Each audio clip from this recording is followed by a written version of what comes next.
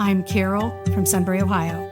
I'm a Republican, but I don't care who does the job as long as the job gets done. That's why I like Sherrod Brown. He stood up to both parties on China and worked with Republicans to fight fentanyl because Sherrod fights for Ohio. That's leadership. Paid for by friends of Sherrod Brown. Welcome to Mind Love, episode 337. Today's episode is all about decoding the mind-food connection. Where your mind left your body. What was the instant that it happened, right? We are deeply connected to all the parts of our life. And so it is like almost like a ribbon that has been weaved into our soul. And so it could have been your coworker who totally triggered you. But the reality is that came from your youth.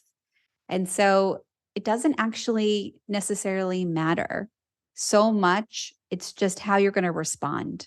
You're going to master this, right? You're going to say, I accept that this is how I feel, and I can't change anybody who made me feel this way, but I can now choose to respond in a way that is healthier for my body.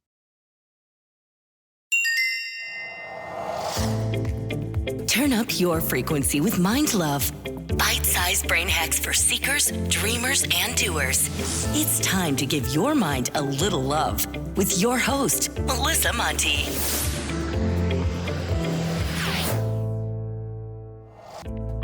If this is your first time giving your mind a little love, don't forget to subscribe to the show. Mind love is a habit, and the more you give your mind that love and intention, the better you'll feel about yourself and your life. Plus, it's really a win-win because more subscribers means Mind Love attracts even more amazing guests to bring you their wisdom. So don't forget to subscribe. Have you ever felt trapped by your own thoughts about food and eating? Like you're stuck in a cycle and you can't get out? Just describing it this way sends me back. My struggle with bulimia was dark. It was one of the hardest periods of my life. Some days I wouldn't even leave my house because I was caught in this back-to-back cycle of binging and purging, ending with a swollen throat and a hoarse voice. Maybe your struggle isn't as extreme as mine, although maybe it is because it is more common than we'd like to believe. But I think a lot of us, especially women, can relate to this pattern. Eyeing food that we know we shouldn't, trying to resist, then obsessing over it until we cave. One turns to too many, and suddenly the box is empty. Then the aftermath comes. Guilt, self-blame, or worse, reaching for more food because, well, we've done the damage, why not go all in? And the cycle continues. But it doesn't have to.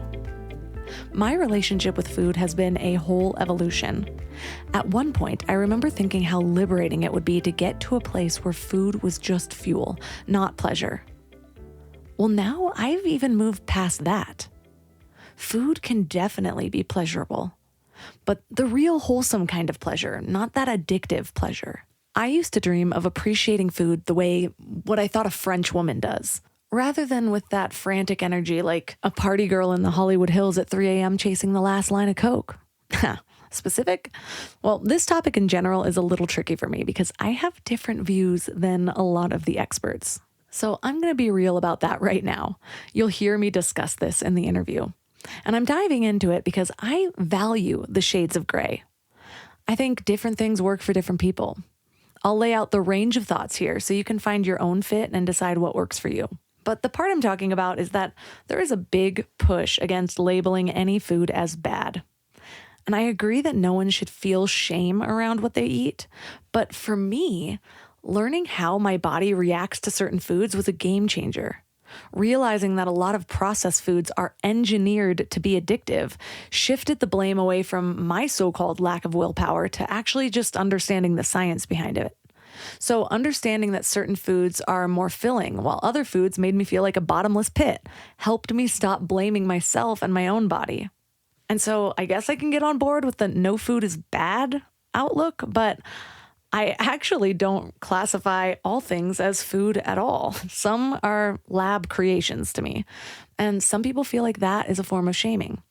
I get that my approach might not jive with everyone's latest theories, but it's what worked for me personally and others that I know. So I want to emphasize that what works for me doesn't work for everyone.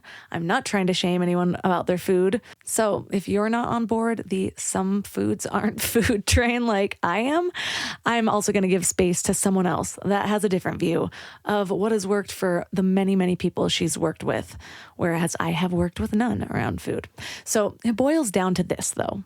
Always check in with yourself. There are countless perspectives out there. I have mentioned my Rolodex of mindsets before, but I'm actually going to change that metaphor because I just realized that no one under the age of like 38 knows what a Rolodex is. So from here on out, it's going to be my Tinder of mindsets because I am hip and cool. So swipe through, test how a mindset feels. If it fits, swipe right and keep it. If not, swipe left. The key is knowing yourself well enough to determine what resonates.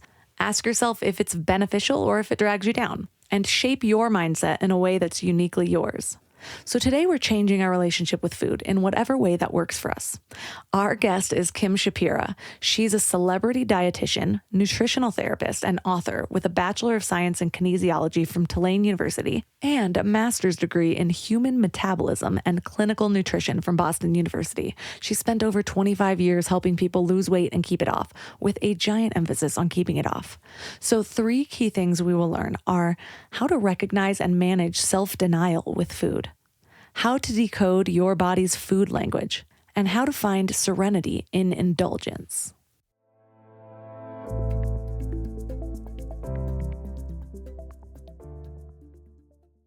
Before we go deep today, I want to give you a little gift, and I want to give it to you every single day. It's called the Morning Mind Love. I know how life can be. You're all fired up after an inspiring episode, and then a new day or a new challenge comes at you, and it's just hard to keep up that energy. Well, the Morning Mind Love is kind of like an oracle from your higher self to help you start each day with a positive focus. Plus, when you sign up, you get 2 free gifts, a 30-minute binaural meditation and 30 days of journaling prompts to help you remember who you truly are. And it's all completely free. So join over 9,000 people and go to mindlove.com to sign up, or text the word morning to 33777.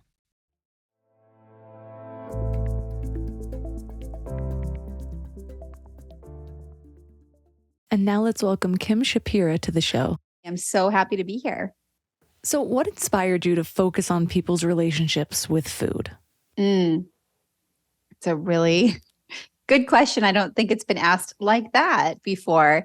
As humans, we all develop emotional triggers that we work on mastering throughout our life.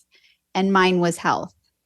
And when a mentor that I had in high school told me that food can make somebody sick or healthy, I jumped right in. I didn't have deep love for food or love to cook. I'm not like a foodie in the sense that I want to talk about food all day, but I want to talk about people's health all day.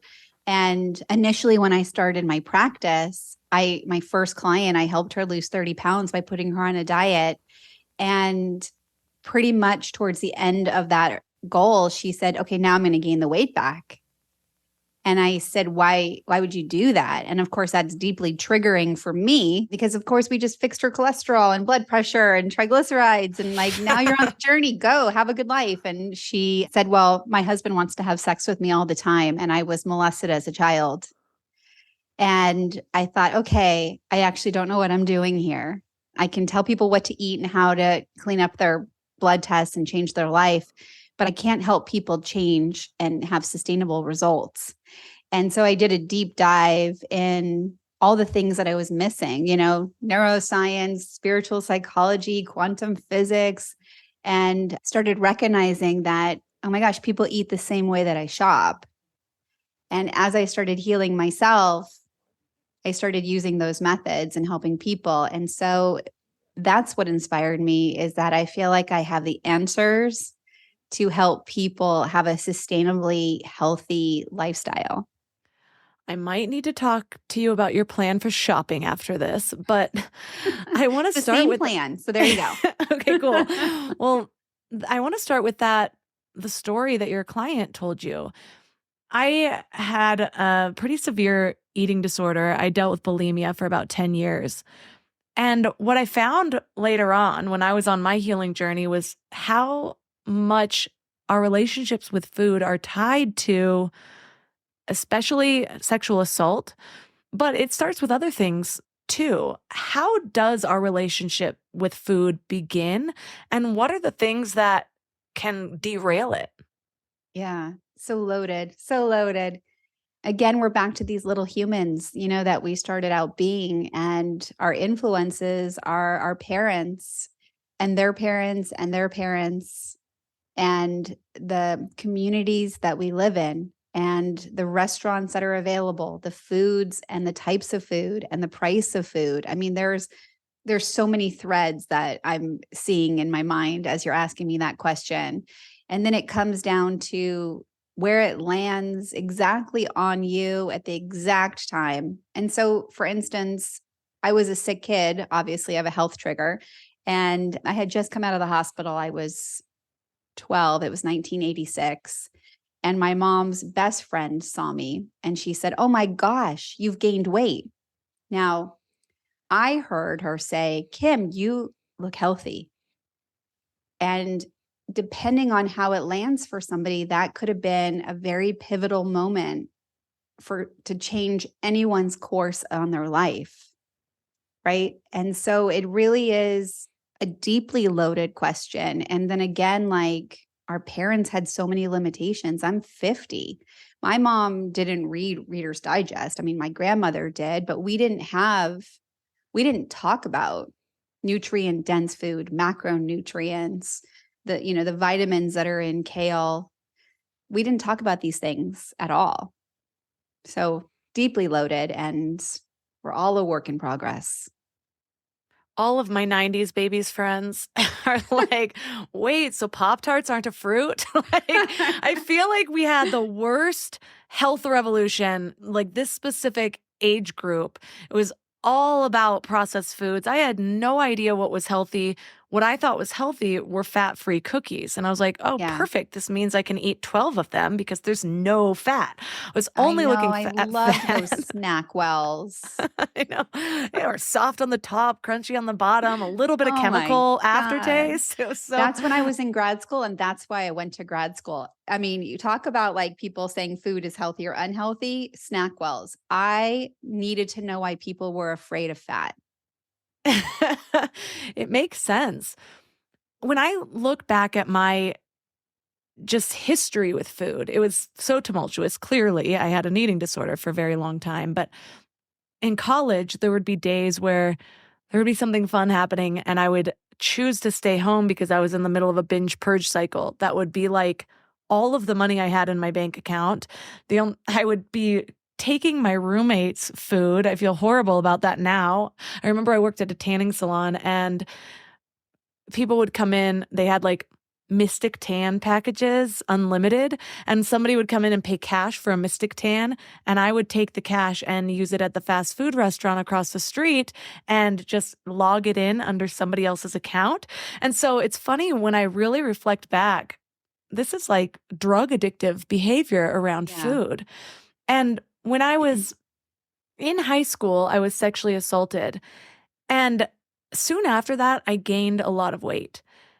And I thought that it was because I went and got the Depo shot and it messed with my hormones. But I also see clearly that's when my binge eating really took off. I remember specifically being at a sleepover and there was like a bowl of M&Ms and I was eating them and somebody said something like, "Oh, I've had too many." And I remember actually reflecting in my mind, like, what does that even mean? Since I'm already eating a lot, I might as well eat all of them. It was like I couldn't stop that. And I was like, I already feel too full. So might as well just have this feeling only tonight instead of now and then later when this settles. Yeah. And so reading about the connection between those things, I'd read stuff like, well, it's your way of almost gaining weight to create some sort of safeguard around your body or to like insulate your body, protect yourself. And when I was in it, that didn't make sense to me. When I got out of it, I started to really see clearly the patterns. And so I'm curious, when you've worked with people, how do you identify those things that have really affected people? And does knowing them help them to move through it? Or is it just something like, if you need to look, you can look, but you don't have to? Yeah.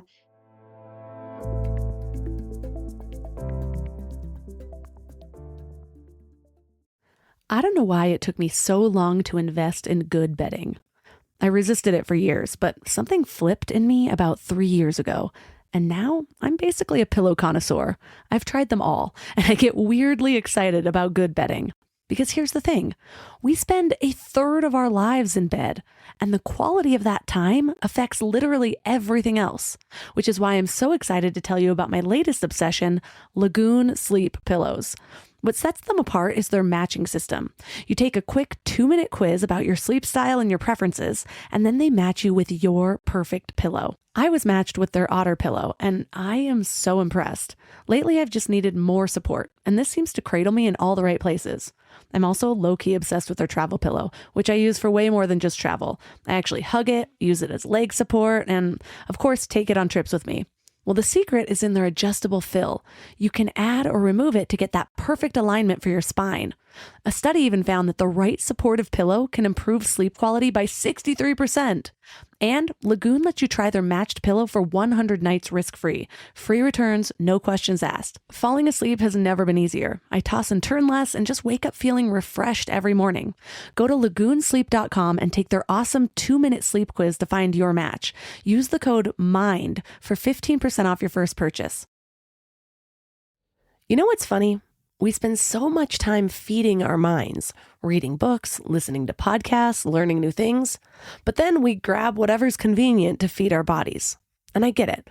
Life is busy, and sometimes a drive-through feels like the only option. But that's why I take Field of Greens. It's a greens powder made with whole organic fruits and vegetables. No extracts, no lab-made stuff, and just 1 scoop a day gives you simple, real nutrition. Field of Greens feeds your body with fruits and vegetables medically chosen to support your heart, vital organs, and immune system. And let me tell you something. Since I started taking it, I've noticed these little changes that show me how nutrient depleted I must have been before. Like the ridges in my nails, gone. My sleep, so much better. And my stomach just feels happy. You know that dreaded afternoon crash that has you reaching for more coffee or sugary snacks? Well, that's not happening for me anymore. When your body is actually nourished, it runs so much better. I've tried other greens powders before, but Field of Greens is genuinely different. The quality is next level, and you can taste it. It's become my go-to, especially on those days when my eating isn't exactly Instagram worthy, because we all have those days, right? And here's the thing. They are so confident that you'll love it too, that they offer a 100% money-back guarantee. That's how much they believe in their product. So I got you 15% off your first order and free rush shipping. Visit fieldofgreens.com and use promo code MINDLOVE. That's promo code MINDLOVE at fieldofgreens.com. fieldofgreens.com.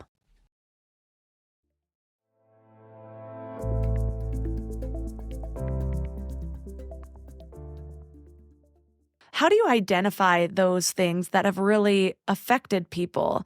And does knowing them help them to move through it? Or is it just something like, if you need to look, you can look, but you don't have to? Yeah, I'm really sorry for what you went through. And I do see your eating disorder as a superpower. And so I think because I see it as a defense mechanism, a coping mechanism, I start with that. And so I work a lot with helping people find their mind. And I talk about this a lot.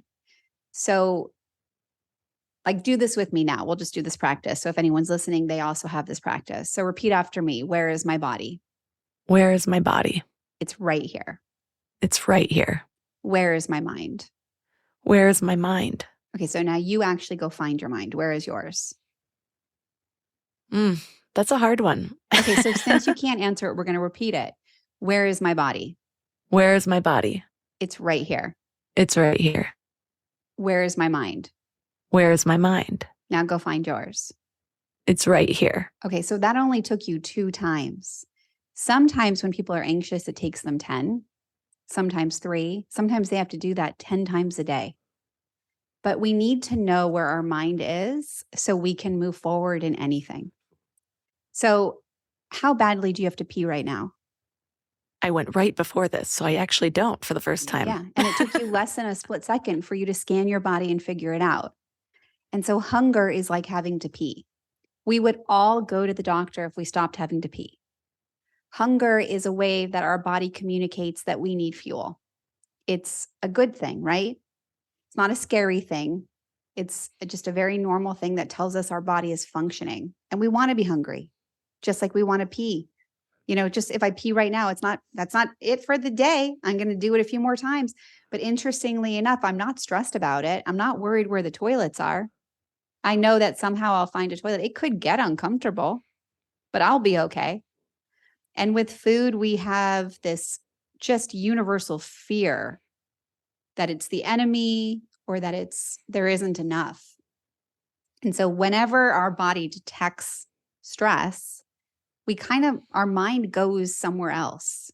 And it's our job to practice bringing our mind back to this moment. And I do believe that mindfulness is knowing where your mind is, bringing it back without judgment. And so back to your question, we don't have to know why it jumped. We just know that it did. And so if you and I were having this conversation right now, and all of a sudden your alarm goes off in your house, you're probably going to say, you know what, Kim, I'm sorry. Hold on 1 second. I got to turn that panel off. And then before you come back, you're going to scan your house and make sure it's safe to continue our conversation. It's going to become a priority. So when we have thoughts about food, it's actually an alarm. And we need to turn the panel off and say, mind, we're safe, but only if we are, right? So we have to find our mind. Then we have to tell our mind we're safe. Our mind produces 60,000 thoughts a day in response to something you see, smell, feel, hear, or touch. That's not you producing those thoughts. You're taking credit for them. That's like saying, Melissa, how many times did you ask your heart to beat? What about your lungs to breathe? No, our body is self-regulating, self-healing. Its job is to help us survive in the most pleasurable way. So if we're having a thought about food, it's always an alarm. And it could mean that we're hungry. And it could mean that we're really stressed. It could mean that it's more fun than the way that my body feels right now. Either way, we have to bring our mind to this moment. And if it's anything other than hunger, we have to be able to scan our body and say, okay, my chest is tight. Okay, I feel uncomfortable in my skin. And then this is an opportunity for us to say, what would I tell my best friend to do? Eat? Would I tell my best friend to eat when they're stressed? That's what I do. Would I tell my best friend to eat because it's more fun than not? No, we would say the food is right there. You can have it when you're hungry. Look up from the food. Look around. See who's in the room with you. Call a friend, right? We need to properly cope with the moment we're in. We're not going to like all the moments, and we can't predict the stress, right? And so we just need to be more responsive to the stress. And then food becomes fuel. You should absolutely love the food you're eating. You should also keep in mind you eat 21 times a week. You're going to eat hundreds of meals a year. You can't remember any of them. And you need to be here in this moment. And you need to practice gratitude. Because of the length of time that I had an eating disorder, and even before my eating disorder of bulimia officially started, I had disordered eating. I had started binge eating way before that. Bulimia was actually kind of my way of fitting into this box that I thought was appropriate while continuing being able to binge eat. But I remember it was 3 to 4 years after I had had my last binge.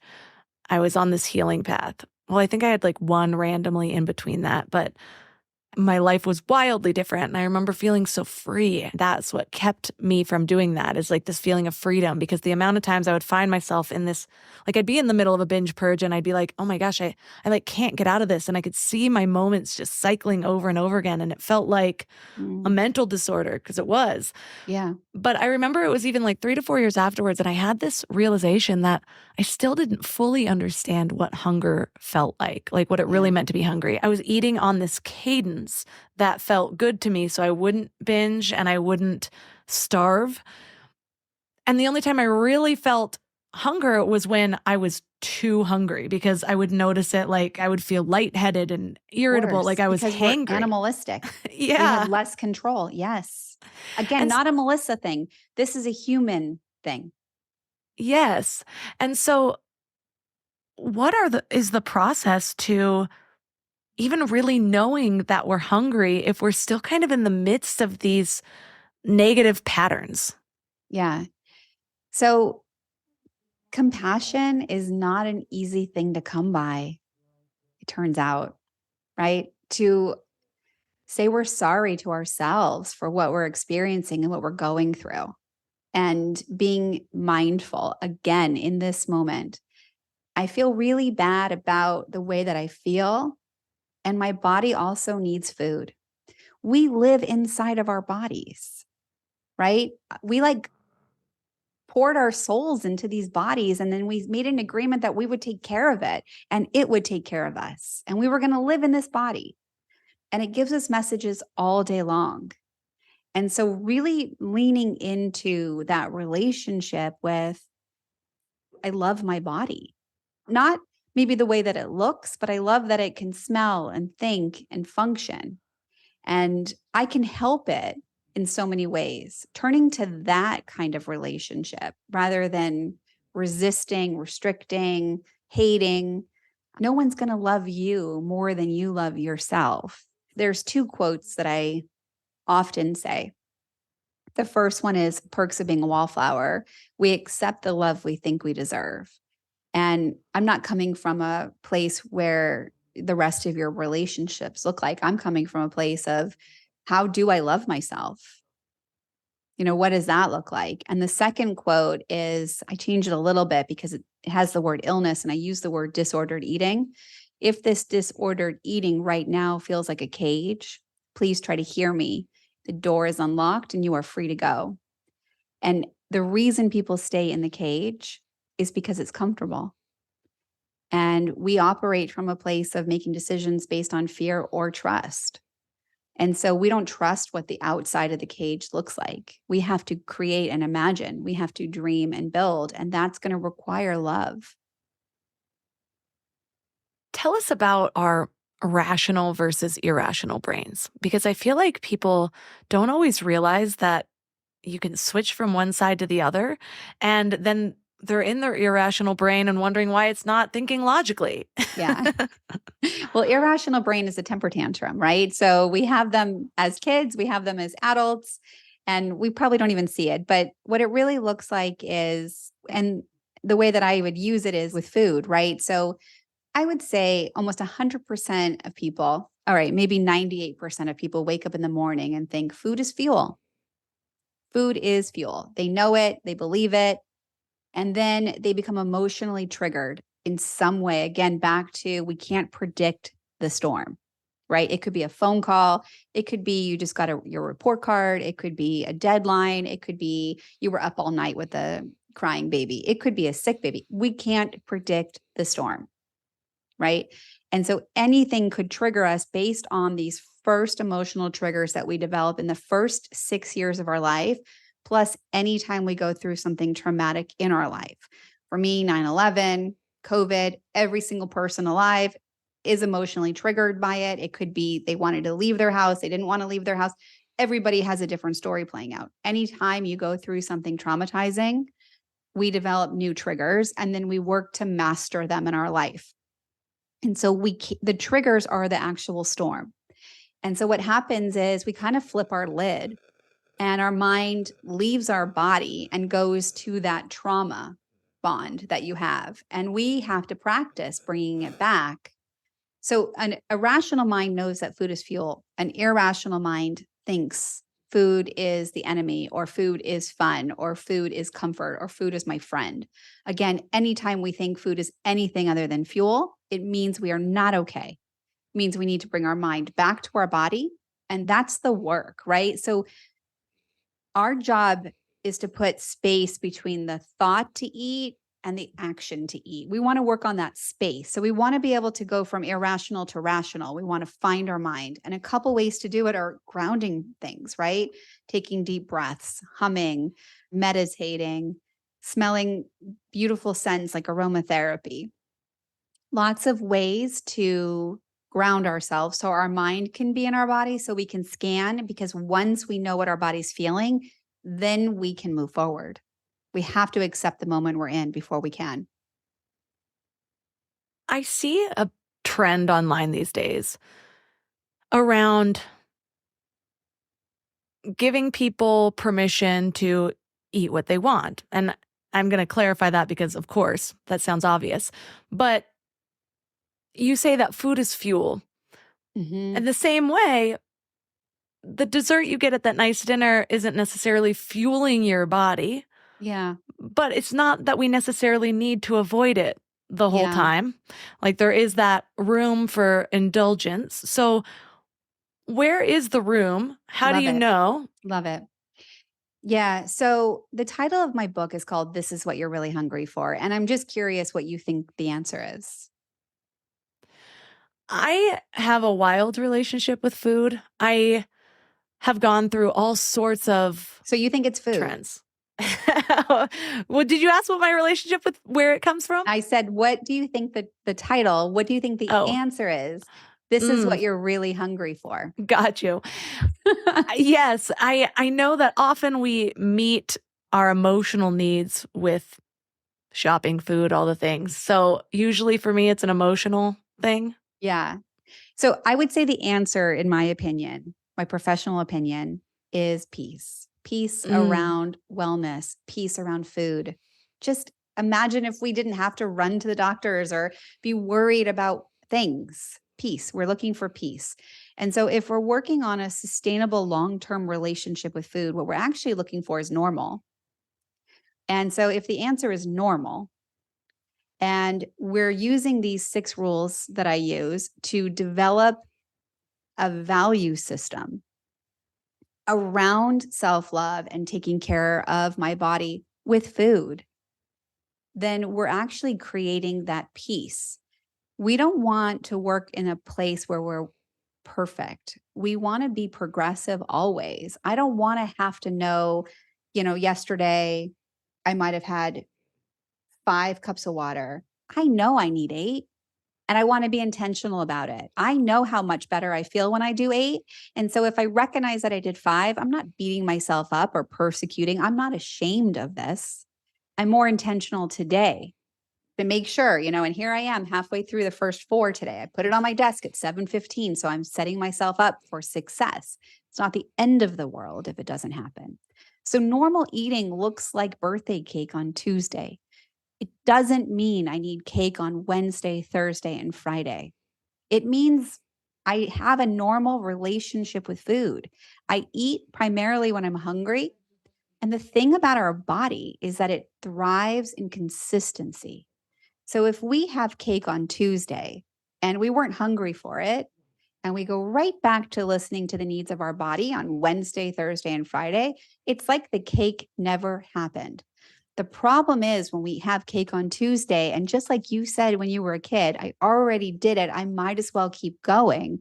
That's when we start seeing weight problems. So again, normal just means not using words like treats, indulgence, rewards, but seeing food as food. So the first rule is to eat when you're hungry. The second rule is to eat what you love, but there is a comma and it says, make sure the food loves you back.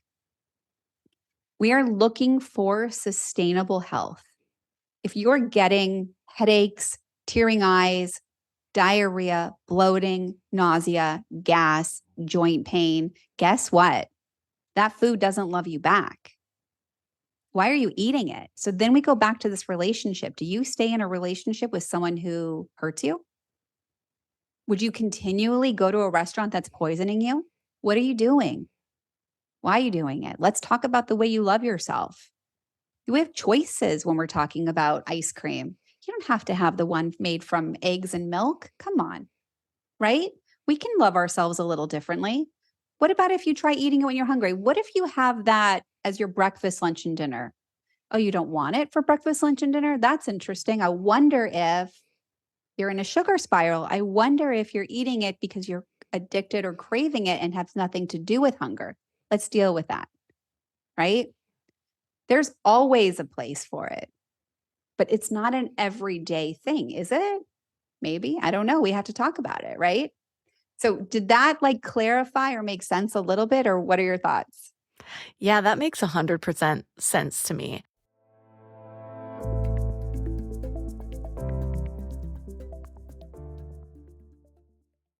This episode is brought to you by United Airlines. When you want to make the most of your vacation, book with United. They're an airline that cares about your travels as much as you do. United is transforming the flying experience with Bluetooth connectivity, screens, power at every seat, and bigger overhead bins to help fit everyone's bag. And with their app, you can skip the bag check line, get live updates, and more. Change the way you fly. Book your next trip today at united.com. Prep for Thanksgiving at Whole Foods Market. Save now on no antibiotics ever frozen whole turkey, just $1.49 a pound with Prime. Sales on brie and select seafood appetizers help get things started. For sides, go with wallet-happy favorites from 365 by Whole Foods Market. And finish with decadent desserts from the bakery. Or get your whole spread catered. Just order early. Get Thanksgiving ready at Whole Foods Market. Terms apply.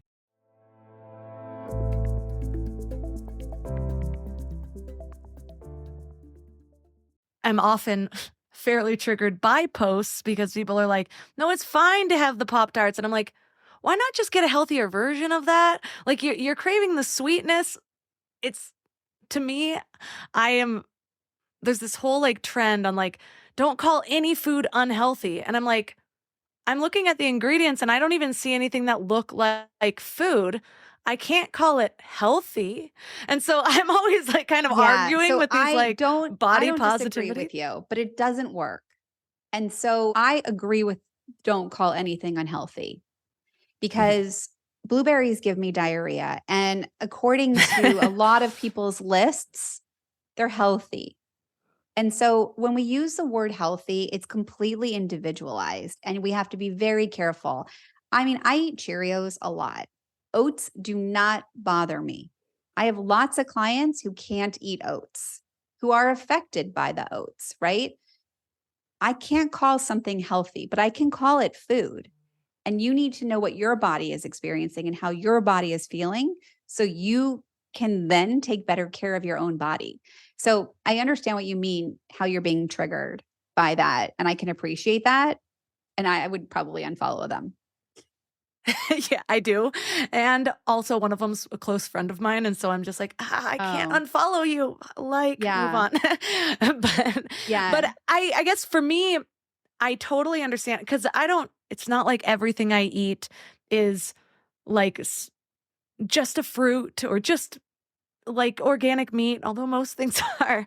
Like I said, I am probably the most extreme of the people I know on how I've curated the food because I know what makes me feel good. That's it. And for me, the highly processed is where I'm like, even that we don't call unhealthy. No, we don't. We don't call it unhealthy. And so you've had a long, journey where you've actually paid attention to your body and you've made adjustments so you can feel good. This is news to some people. They're so stuck in diet culture and threatened, like you're saying, by all of these different posts. I mean, people are having celery juice because their neighbor did, and they're not understanding why they're having diarrhea. So you have to start all by yourself, figuring out, what do I love? I mean, I have a client who has been restricted her whole life, and she's in her 60s, and she wanted to lose weight, and she yo-yo diets. So she started off eating pastries for 3 weeks in a row. That's how she started. It wasn't what I recommended. That's how she took my message: eat what you love, make sure the food loves you back. She lost 10 pounds in those 3 weeks, which is appropriate weight loss for somebody who is following all 6 of my rules. And then she decided she didn't want pastries anymore. That is growth. That's growth. If I said pastries are bad, pastries are unhealthy, she would be thinking about pastries for the rest of her life. but now she knows she can have them. We didn't talk about the fat content, the trans fat. We didn't talk about the starches. We didn't talk about these things. We talked about eating when you're hungry, cutting it in half, trusting you can have more, seeing how you feel. And she did. And that's what she ate. And now she doesn't. That's growth. That's what you want, right? That's what I want for people. I want somebody to find something that is sustainable. If we label food as good, bad, I should, I shouldn't, it's healthy, it's unhealthy, then we are staying in this futile cycle. To me, dessert is very interesting, like Thanksgiving, which is, people seem to eat like they've never eaten before, and then they go for pumpkin pie or whatever it is. What if they waited 2 hours, they went for a walk, they played some games, and, it would be so much better for their systems, right? That's an idea. But the reality is you just ate. How are you hungry for pumpkin pie? Where is that going in your physical body? Do you pay attention to what your body needs? If you have a gas tank, do you try and overfill it? Do you trust you can get more gas? Right? And so we have to change our mentality. I really like the pumpkin pie on Thanksgiving. I prefer that over the turkey. So guess what? I'm making that choice. It's a Thursday night. It's not what I'm going to do on Friday. It's not a big deal. This is what I'm going to do. Right? Maybe it's not. I don't really need to worry about it because I'm not in that moment. I also don't know how hungry I am, but I also know that I can have that same meal on Friday, on Saturday, in May, anytime I want. So I don't need to become bombarded with it. But what's interesting is because you change it from food and then you sensationalize this idea that it's dessert, it's taken on a life of its own. But if you call it food, I always like to think of everything as a banana. And like the first thing you do if someone hands you a banana is you think, am I hungry? If not, you just put the banana on hold, trusting it'll be there. If we start thinking of food as a banana, you're always going to ask yourself, am I hungry for the pumpkin pie? Am I hungry for this turkey? Yeah, that's really helpful for me. And anything I share is not to argue, just to highlight ways of thinking, because I know that for me to have overcome my eating disorder, it was helpful for me to be dogmatic. Like I went through a vegan phase and then I realized that wasn't working for me, which was a very intense mindset shift. And now Yeah. I kind of follow sort of pro-metabolic, but I don't like to be in the confines of anything. Good. Don't be. And fine eating things that people would consider a dessert or whatever. Like I don't limit myself from those. For me, I source the quality of ingredients and I want to be able to have simple ingredients. And so that's very important to me and my family. And so Yeah. I know a lot of people kind of live in those confines or the actual opposites. And so it's difficult for me. What was really helpful for me in actually overcoming my eating disorder is realizing which foods are meant to be addictive and which foods are not. And so it's difficult for me to sometimes understand when it's like nothing's unhealthy, nothing's off limits. So I'm like, but like if you were trying to stop doing crack, would you be like, well, I'm just going to have a little crack? So I that's do kind of how I agree looked. with you 100%. And we do know that sugar is crack, but sugar is everywhere. And having a normal relationship is being able to have sugar. So when you think about the ingredients, like I want my clients to be able to eat in Los Angeles, in Italy, in North Carolina, and in Mexico, and not think this is going to screw up everything. We are normal eaters, which means you eat wherever you are, when you're hungry, and you do not worry about it. And you go right back to who you are when you're home, but it stays the same. This is normal eating, right? Definitely my clients who are eating sugar or eating after dinner, let's say, and they're needing something sweet, we talk about experimenting with completely cutting it out. Again, I use the word experimenting because it cannot be permanent.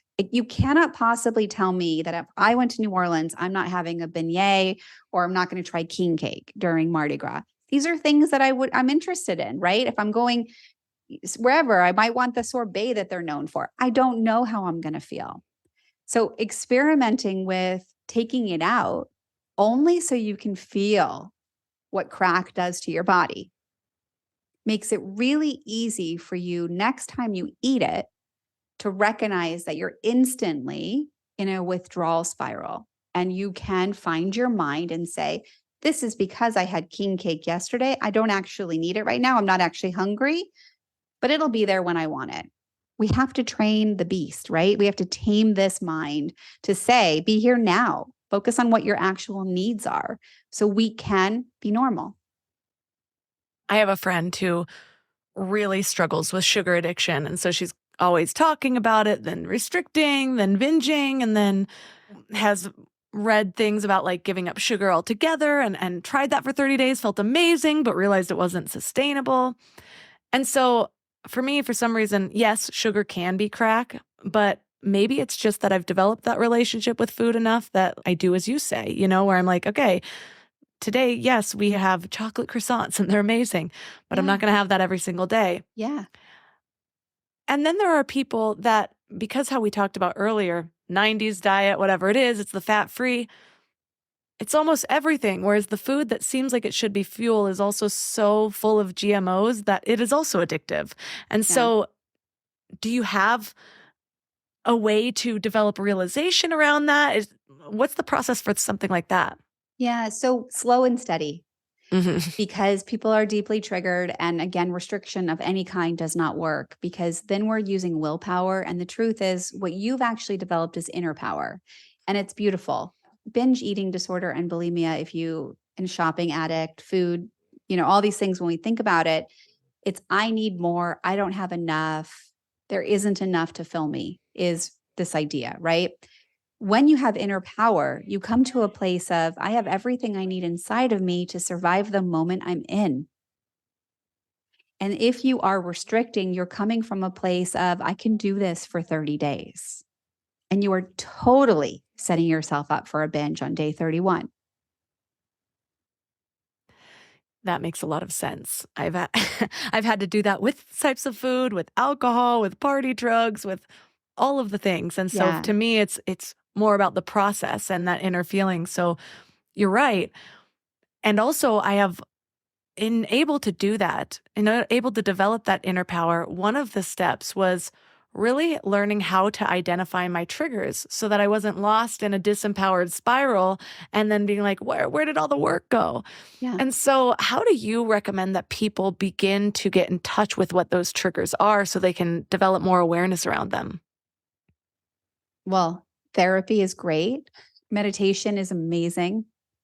Long walks are awesome. Recognizing, maybe even journaling, where your mind left your body. What was the instant that it happened, right? We are deeply connected to all the parts of our life. And so it is almost like a ribbon that has been weaved into our soul. And so it could have been your coworker who totally triggered you. But the reality is that came from your youth. And so it doesn't actually necessarily matter so much. It's just how you're going to respond. You're going to master this, right? You're going to say, I accept that this is how I feel. And I can't change anybody who made me feel this way, but I can now choose to respond in a way that is healthier for my body. I love meditation practices. I love energy practices. I love yoga. I love being connected to my body and really working on somatic energy and releasing and letting go of things and coming from a place of real compassion, of even apologizing to myself. I mean, it's interesting. When I wrote this in my book, my mom said to me, and I have a very loving family, which most, a lot of people do, but we're still triggered in a very loving family. I had a 25-minute drive to an hour drive every Wednesday from Calabasas to Westwood to go to UCLA Hospital.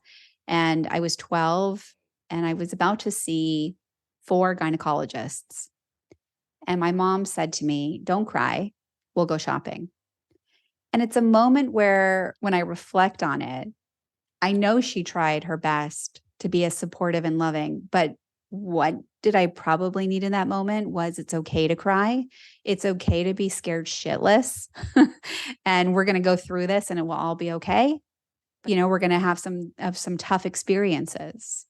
And so really recognizing, well, that made me almost have to be superhuman, right? I'd have to not cry in hard times.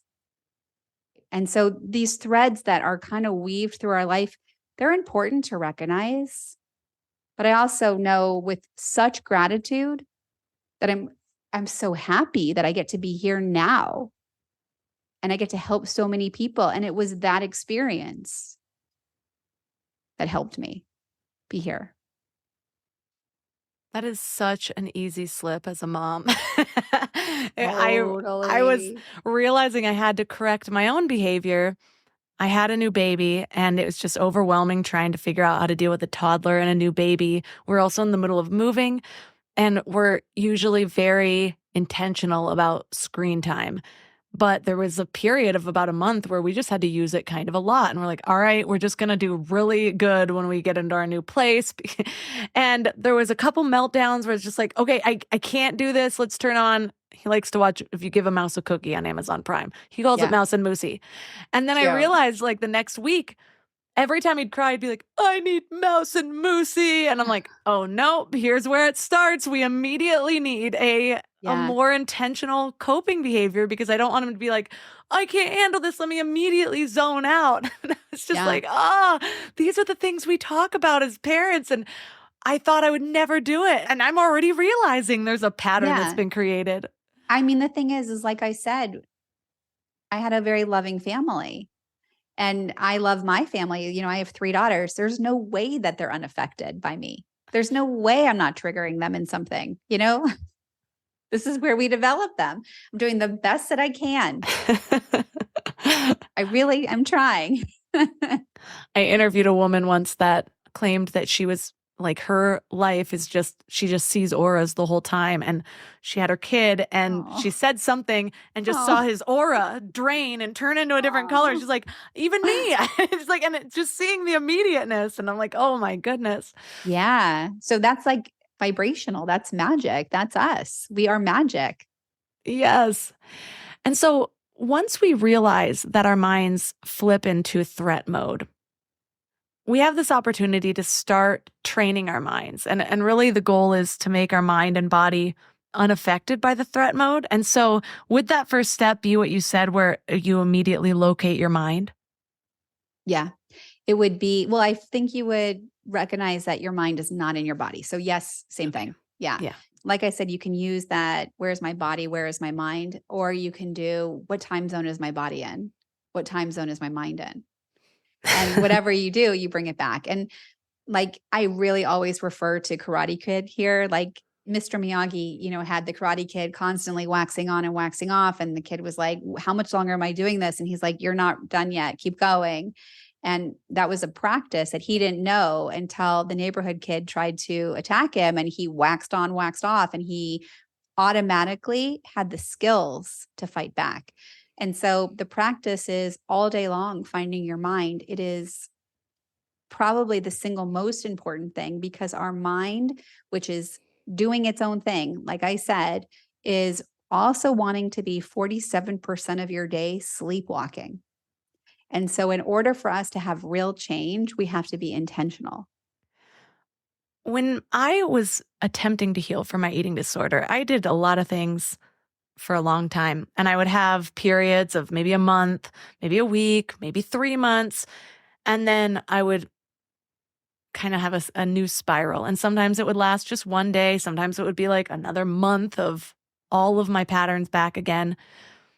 And I started to notice that the changes became longer, more sustainable, or longer periods of time when there was more balance in my life. When I started yoga teacher training, that was a big step. I think the final one was actually when I found love. Like I felt this instilled sense of worth that I hadn't really fully felt, really probably my whole life. And so I know that you talk about there being 7 areas that impact the balance of our lives. What are those areas and how do we make sure that none of them are lacking? Yeah. So there are things like adventure and what's going on with your body, like sleep, exercise, and water, education, friendships. What are your relationships like? What's your career doing? They're really important to kind of have a check in point on a regular basis to kind of see where you're connected to.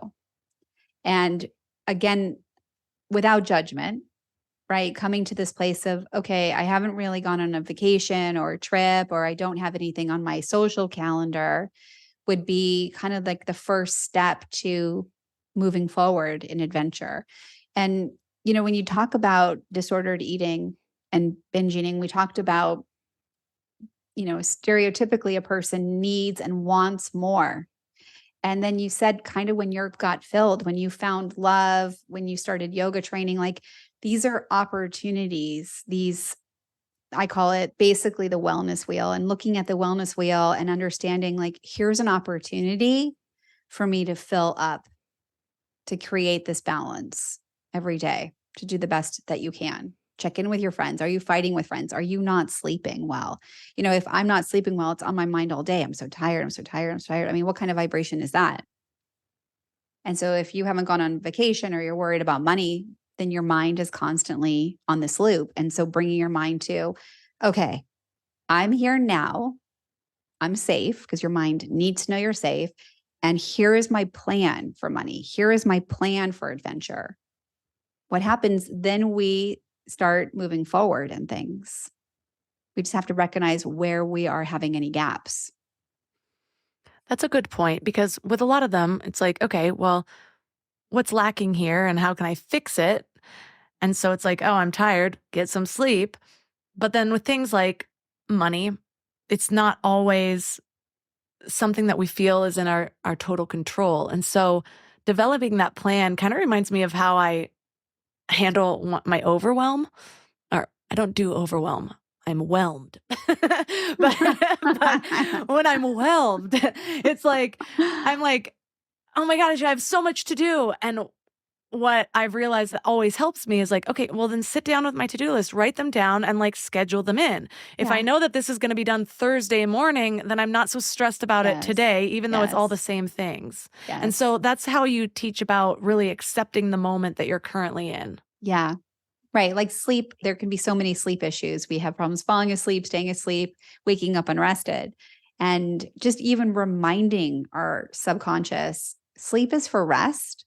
I have a list of the things I need to do, and I'll check back in with them tomorrow. I don't need to think about them tonight, right? Having just this regular conversation with ourselves that now I'm driving. I'm going to put my driving mind on. I'm not going to space out here, right? Sleep, I'm going to put my sleeping mind on.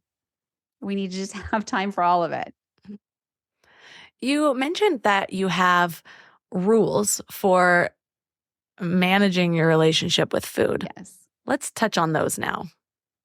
So I use the word rules because I think about it like kindergarten. And I know that it's a very triggering word. So I'm sorry if anyone is affected by this word, but it's almost good to understand that this is a trigger. So you can then recognize that this is like more like a set of values. Like, would any of us leave the house without brushing our teeth? We probably didn't like that rule. But we've come to like really understand and appreciate it. So kindergarten is kind of a place where we learn how to play on the playground. And we can't possibly build a house on a foundation that is not solid. And these 6 rules create that solid foundation. They're non-negotiables. I often think of a moral compass. And, just to like for fun, if I said to you, oh my God, I have the best idea, you would light up, you'd get excited. You'd be like, what is it, Kim? And then I would say, let's go rob a bank. And then you would laugh at me and say, wait, that's a terrible idea. That totally would ruin my life. Which bank? Just kidding. All right. But people's diet compass is kind of broken, and yet they're still paying attention to it. And so these rules, which then become your value system, are to replace your broken diet compass. So you don't think robbing a bank is a good idea right after you ate, or or in any way, you don't think robbing a bank is a bad idea. And so they are simply in a way to honor your body and pretty much eradicate most diseases. So we're going to go with that. They're all based on science. And the first one is you eat when you're hungry. So this tells me that your body is ready for fuel. Everything is in its place. You're not stressed. You're not anxious. You're here now. Your body needs fuel. You start with half of your normal portion. So you're not using the portion that the chef prepared or the label on the box. You're paying attention to, do I need an apple or a turkey burger right now? You're cutting it in half. You're eating it slowly. You're chewing your food, which is how we break it down so we can absorb and digest it. And then you're coming back in 15 minutes and checking in to see if you need more or you don't need any more food. Because that's when leptin, the hormone that tells our mind we're satisfied, doesn't kick in for 15 minutes. So we could eat all of our food in 3 minutes and be over full on minute 16, or we could eat half of our food and in minute 16 recognize that was actually enough food because I'm going to eat again in 2 or 3 hours. Our entire body thrives when our blood sugar is regulated. And we do that by eating every 3 hours. So the second rule is to eat what you love and to make sure the food loves you back. The third rule is to eat without distractions. This is cravings. This is emotions. This is TV. This is your iPad. This is focusing on, why am I thinking food is a good idea? And let it just be hunger. Rule number 4 is 10,000 steps every day, which the average American gets 3,000. We really need to bump that up for so many reasons. Rule number 5 is 8 cups of water. This is the way that we filter everything. And it's kind of like the secret sauce for keeping us really well. And the last rule is 7 hours of sleep. The average American is getting about 6.5 hours of sleep, and they're obese. And so what we know when you're not sleeping is that it's such a stressful state your body is in that it wreaks havoc on your hormones and causes weight gain. So those are the rules that really become non-negotiables. And when we look at your pattern of healing, it wasn't perfect. And if you had to be perfect, you would have given up. But if it was something where you can be progressive and you can say, gosh, this one lasted 1 week, this one lasted 3 months, that's like, you should champion that so much because we have a very long life ahead of us and we need to be active and we can't give up on ourselves just because something's not perfect. Looking back on my evolution with food, even though veganism didn't end up being right for me, I ended up experiencing joint issues and brain fog and fatigue. And I really had a hard time admitting it was my diet because of this reason. But this reason was also the thing that helped me so much was the identity factor of it. Like, my mom said at one point, she's like, you have more willpower than anyone I know. And I was sitting with that for a while and I was like, I don't have any more willpower than the average person. It's that I've learned how to identify with the changes that I want to make and become the type of person who does something. Yeah, and veganism had so many things wrapped around that, like, oh, the animal rights, the whatever it was. And so when I was moving beyond that, I had to like brainwash myself. I had to go read all about, the animals that are killed in the vegan diet and like all these other things. And I'm like, okay, now I can feel just as good for regenerative farming, what this is doing to my body, how I'm absorbing it. And so that's my process. But I think what I've found in talking to other people who have made big life changes, that identity part, like, I'm the type of person, and it doesn't need to be who eats this or who eats that. It's just who takes care of my body, who listens to my body. Adding that in reduces the need for so much willpower when you're making the changes. Yeah. You had conviction. Yeah. It's important. Well, thank you so much for all of the research that you've put into this book. It's so helpful because I know that food is just, it's like so many people's first major addiction, whatever it is, like just the relationship with it, whatever that manifests for the individual's minds and bodies. And so for listeners who are interested in learning more about working with you and your book, where's the best place for them to connect? Probably on Instagram. You can find me at Kim Shapira Method. I'm on Pinterest, LinkedIn, TikTok, my website. Everything is Kim Shapira Method. And I have a masterclass available if you're not interested in private sessions, or I have groups if people really do want to meet and get support weekly. And of course, my book, This Is What You're Really Hungry For. This was such a fun conversation, and I feel like you're such like a champion and a role model, and thank you.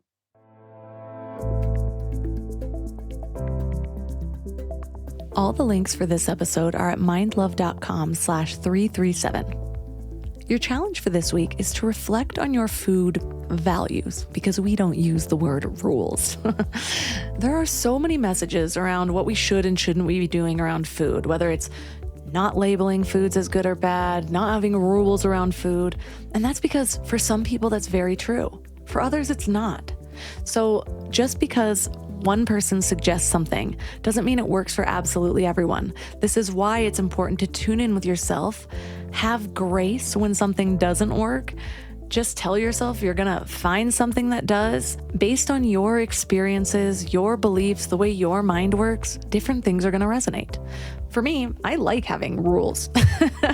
I like labeling food. It works for me, and I get it's offensive to other people. So I'm not doing it for you, I'm doing it for me. So instead of the word rules, values seems to be pretty widely accepted. What do you value? For me, I like food that makes me feel good. I still eat the indulgences, but I try to buy the high quality versions. I also recognize that I have the privilege of doing that. So decide what works for you. What are you working on? What would you find helpful? And what did we discuss today that you want to take with you? And what do you want to leave? That's how this whole game of self-development works. If we spend more energy pointing fingers and saying, that doesn't resonate with me, or that's offensive, we're actually just giving our power away, and we're focusing more on the problem, which is a form of resistance to actually evolving and healing. So figure out what works for you and determine your food values. Are there any rules, guidelines that you can stick to that does enhance your relationship with food? For me, quality of food is very important. Also, I'm very mindful of food combinations when I'm eating. And if you want to find all of my amazing sponsors, head to mindlove.com/sponsors. Also, Soul Strength launched this week. It's so exciting. We have an amazing group of people that are all moving towards their big vision. So if you missed the boat and you are interested, reach out to me. We can get you on the wait list. We can see what we can do, but you want to be one of the first on there because there are always limited spots, and this one sold out completely. And finally, if this episode was helpful, please consider sharing it. Just tap that little share button, send it directly to a friend, or take a screenshot and tag Mindlove Melissa and Mindlove Podcast. And that's all for today. So thanks for giving your mind a little love today, and I'll see you next week. Thanks for tuning into Your Higher Frequency with Mindlove. Head to mindlove.com for a free gift to keep your vibes up until next week.